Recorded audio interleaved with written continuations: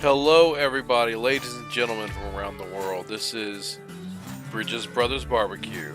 My name's Tom, and I'm one of the Bridges Brothers. This is the first episode I'm ever doing on this channel and on YouTube as a whole. This is going to be a learning curve, but I figure, you know what? Might as well just go ahead and do it. So here we go. Number one episode we're going to be doing, this first one, is going to be on pulled pork and pork butts. We're going to be talking about what a pork butt is, where it's located, how long to cook it, how to season it. I'm also going to be talking about pellet grills, or pellet smokers as some people call them. Talking about pellets, different types of pellets. And talking about some of the equipment you're going to need in order to be successful while smoking on your pellet grills. So without further ado, let's go ahead and get into the video. And again, thank you for joining me. And if you can, hit that subscribe button if you think I earned your subscription, and post a comment down in the comments. Thank you so much, and let's get on with it. Here we have the pot that I use for smoking. I put it on my smoker to increase humidity. I put everything in it from water to apple juice to apple cider vinegar. It helps maintain nice humidity, and I got it from Goodwill for like $2 or $3. It was a perfect buy. This is my pork shoulder that I use for this cook, also known as a pork butt. Again, the butt comes from the shoulder of the pig, not the actual butt. Butts are made into ham. That was the weight. It was like right around 8 pounds. It was $30. Southeastern Groceries is Winn-Dixie, and Swift is what I normally buy from Winn-Dixie and Costco. Now, some people like to use mustard and other types of binders on their pork. I like using this. It's made by Duke's, the same people that makes Duke's mayonnaise, and it's a Carolina-style mustard sauce. And I think it absolutely adds some flavor in the product. I can taste mustard after I use regular mustard, so decided to use this, and it adds the perfect amount of sweet and heat that I like.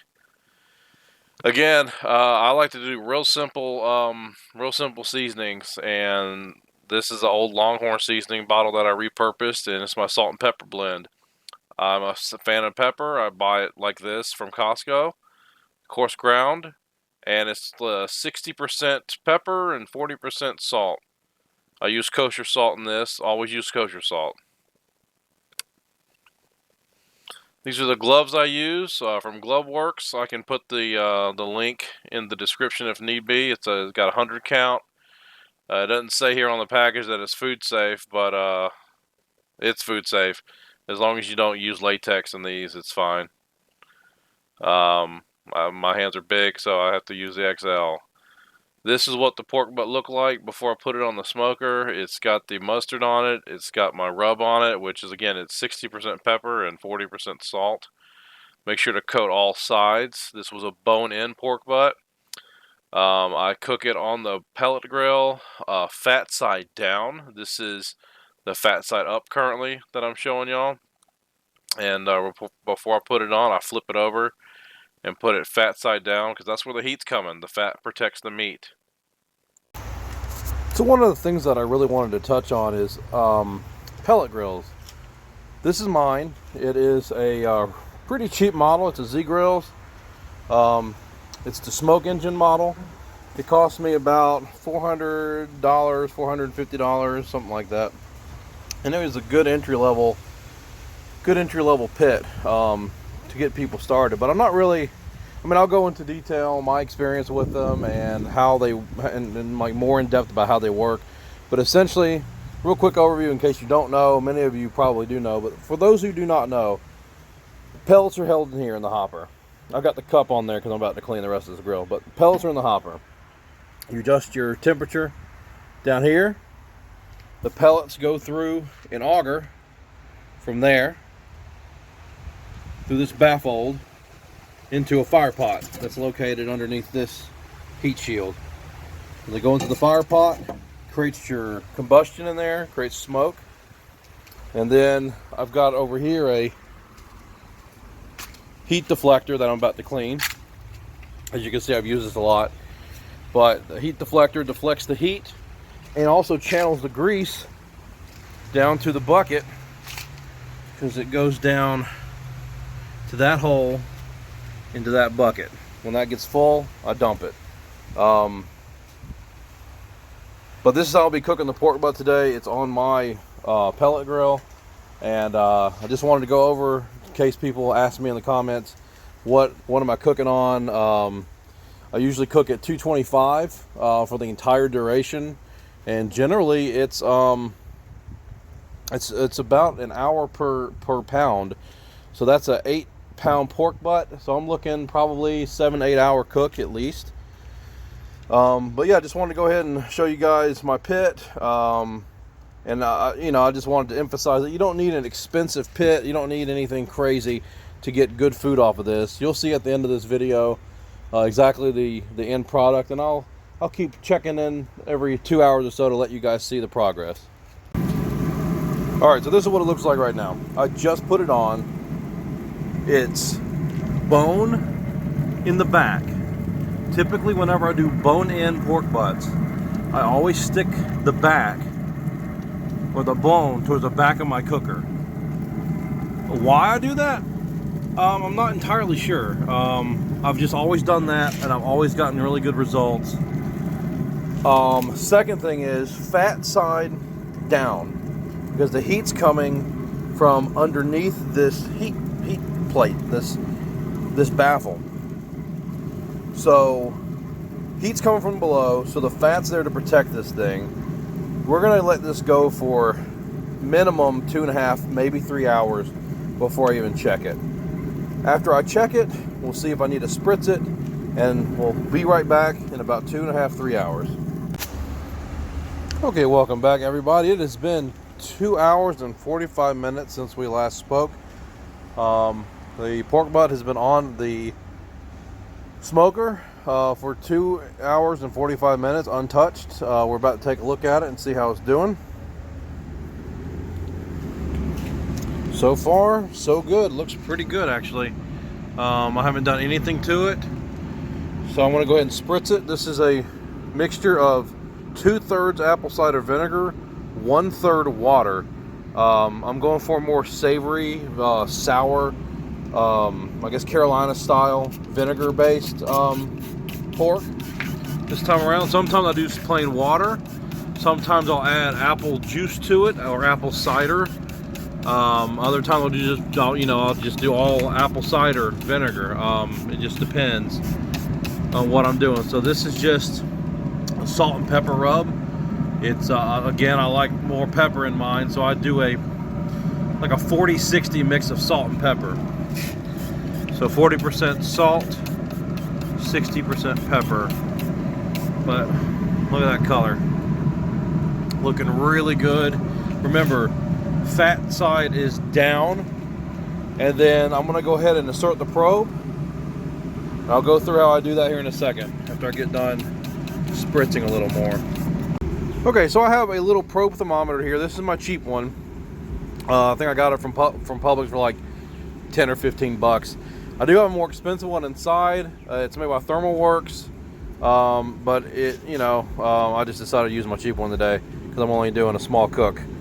So I'm gonna go ahead and take my probe, and since this one has a bone in it, you want to make sure not to hit the bone.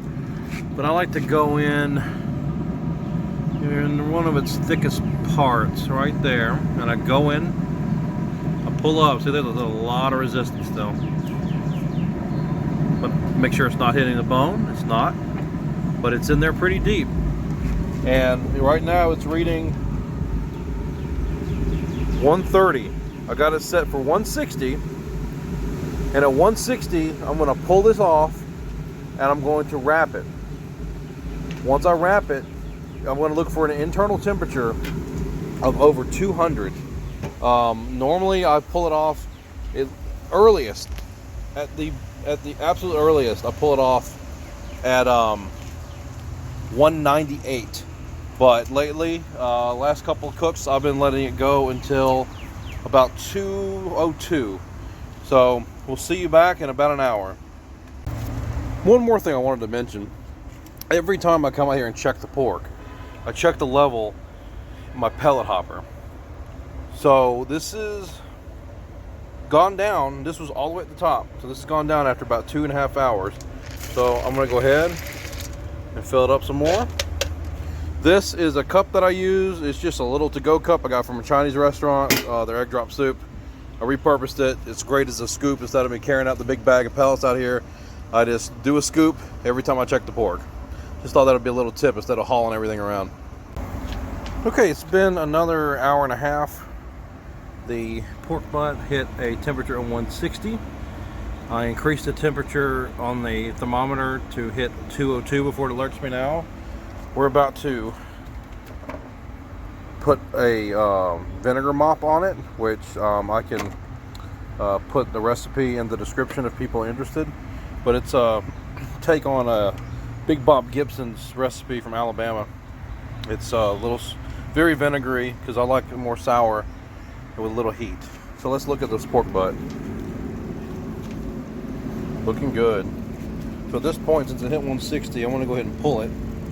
I'm going to dump a bunch of that vinegar mop on top of this thing, and then I'm going to wrap it in foil. So once it's done, I'll show you what that looks like. All right, everybody, let me show you what I've done. So remember, the internal temperature hit 160. That's the one I like to pull it off and wrap it.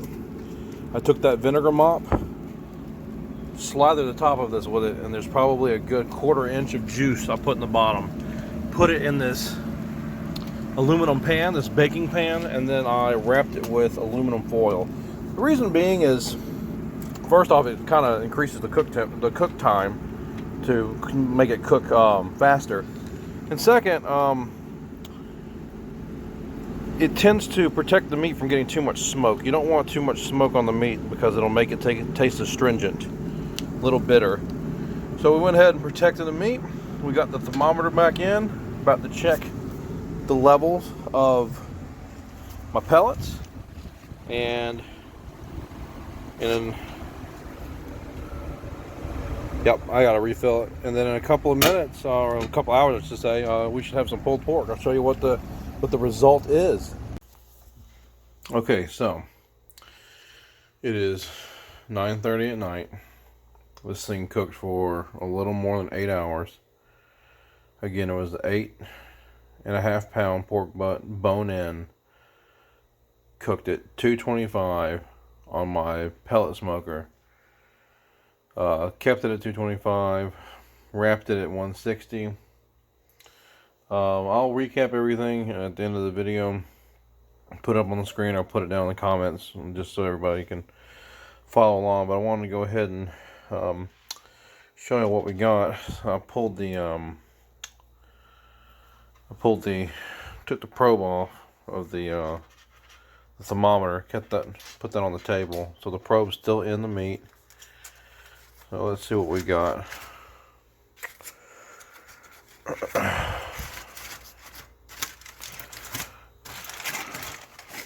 Oh my God, look at that. Look at that. And it's filled to the brim with juice. All that juice. Like a clean bone. I want to pull that out later if it has a chance to rest. But there's the probe. Slid right out. Easy peasy. And I'm going to let it rest for a couple hours. And I'm going to pull it. Of course, I'm going to mix all the juice back up. I tend to take out some of the extra fat that didn't render on the inside.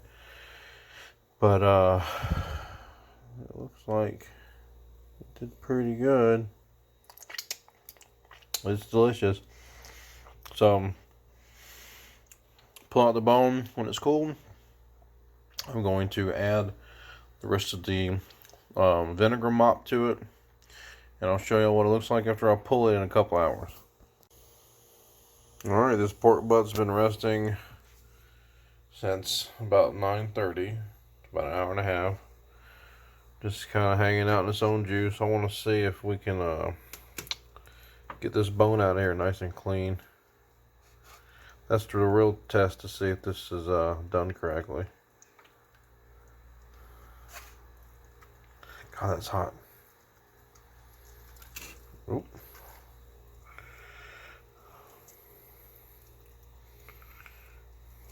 Yep, that's what you want to see. It's super hot still, really hot. But bone came out. I guess this one's pretty good. You see it's already starting to turn white.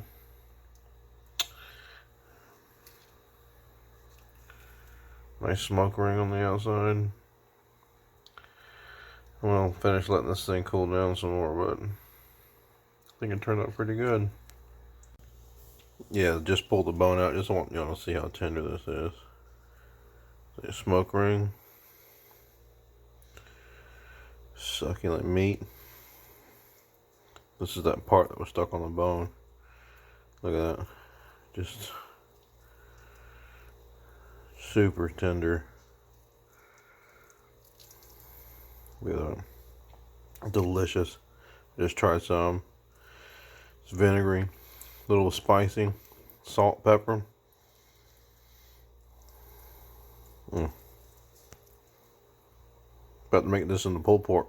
I just wanted to say on a side note, when you pull, or at least when I pull pulled pork, I do it by hand, and I wear a cotton glove liner underneath this to protect my hands from the heat.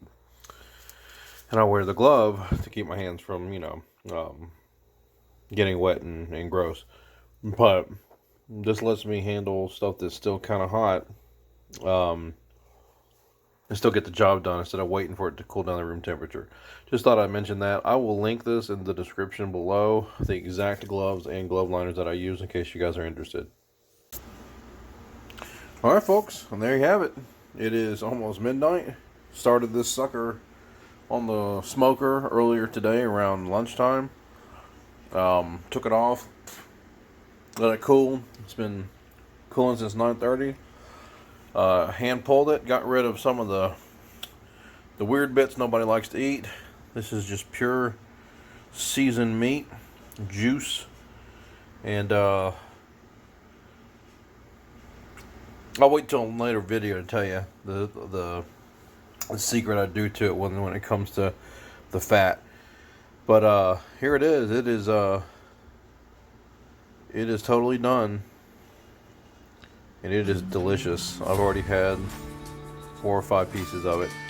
So thanks again. I'll go through the entire process in the comments if need be, or I'll put it on the description. The recipe, the time I cooked it for, the temperature, everything. I'll even put in the pellets I used, which are Traeger pellets. Anyway, thanks again for viewing my video, and go out and make this yourself. It's very easy.